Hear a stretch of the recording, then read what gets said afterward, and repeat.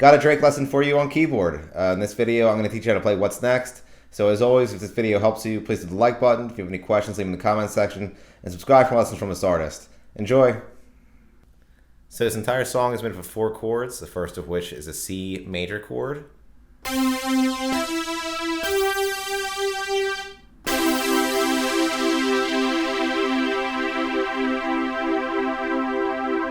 Then we're going to go to a B minor chord.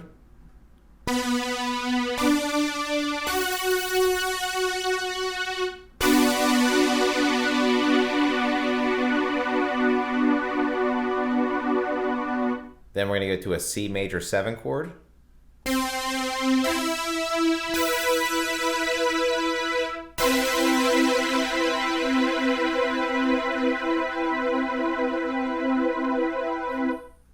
Then back to the B minor chord.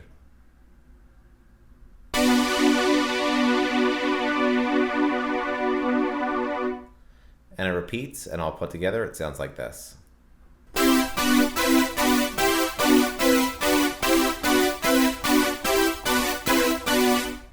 And that's it for What's Next. Like I mentioned, if this video helped you, please hit the like button. If you have any questions, leave them in the comments section.